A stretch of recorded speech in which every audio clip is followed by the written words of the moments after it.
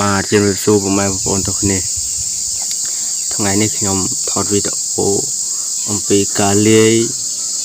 រូបមន្តដើម្បីខាត់ស្បែកបងប្អូនប៉ុន្តែខាត់នឹងវាមិនសអីឲ្យណាស់ណាដូចលេ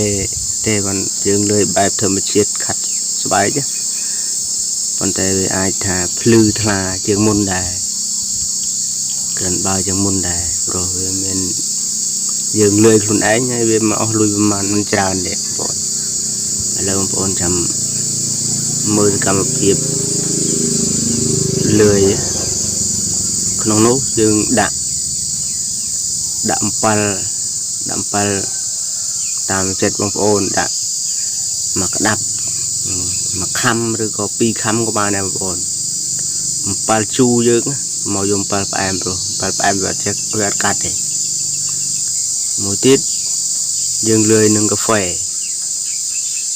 យើងដាក់មកកញ្ចប់ឬក៏ពីរកញ្ចប់ទៅតាមចំណង់ចំណូលចិត្តបងប្អូនយើងដាក់ពីរកញ្ចប់ក៏បានយើងដាក់មកកញ្ចប់ក៏បានលាយជាមួយនឹងអំពិលច្បាច់វាសពហើយយើងចាក់ទៅដោះគោមកកំប៉ុងក៏បានដែរបងប្អូនដាក់មកកំប៉ុងឬក៏កន្លះកំប៉ុងដែរដើម្បីយើងយកទៅម៉ាស្សានៅលើស្បែកយើងជើងដៃយើងនិយាយទៅមកទូខ្លួនយើងយកទៅម៉ាស្សាទៅយើងម៉ាស្សាឲ្យវាអីហ្នឹងទៅប៉ុន្តែយើងច្បាច់វាចូលគ្នាឲ្យម៉ត់ល្អឲ្យចូលគ្នាល្អបងប្អូនបើចង់វាចូលគ្នាយើងទុកច្បាច់វាឲ្យម៉ត់ដូចក្នុងវីដេអូនេះបងប្អូនមើលឃើញប៉ាល់វាមានគ្រាប់មានអីបើសិនជាបងប្អូនចង់ស្រួលយើងយកគ្រាប់យើងបិចគ្រាប់មុនក៏បានដែរមិនពិបាកទេបិចគ្រាប់យកនៅច្បល់ហើយយើងដាក់ស្ករពីលាព្រាឬក៏វៃលាព្រាទៅបងប្អូនវាអត់ខុសទេកុំដាក់ច្រើនពេករូបមន្តហ្នឹងយើងអាចលឿយធ្វើខ្លួនឯងបានទេបងប្អូនច្បាច់វាម៉ត់ទៅច្បាច់ឲ្យម៉ត់ឲ្យចូលគ្នាហើយយើងមើលទៅនៅក្នុងនោះវាចេញជាពណ៌ដូចជាសូកូឡាពណ៌សូកូឡាបងប្អូនយើងមើលវាយកទៅខាត់ស្បែកនេះដល់វឹកខាត់ស្បែកបងប្អូនយើងយកមកគួយខាត់ទៅហ្នឹងហើយ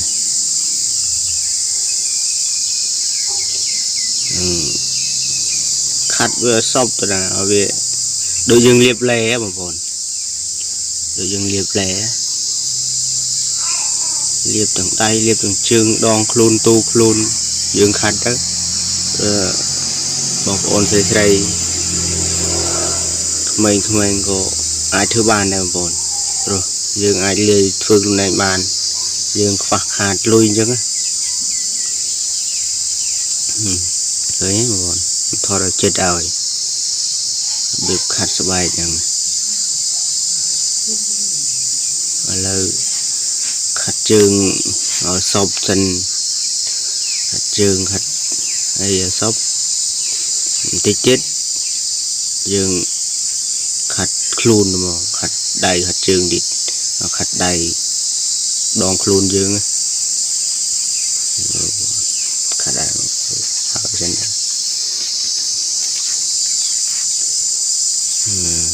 វាអត់ខូចទេវាអត់មានប្រតិកម្មនឹងជំនួយស្បែកយើងទេបងប្អូនកុំឲ្យច្រឡំថងដល់ពេលខាត់ទៅក្រែងប្រតិកម្មបើបងប្អូនលើយដូចខ្ញុំថាមិញហ្នឹងឥឡូវស្រង់ដកបត់ពិសោធន៍ដែរមើលដល់ចាប់ដើមយើងខាត់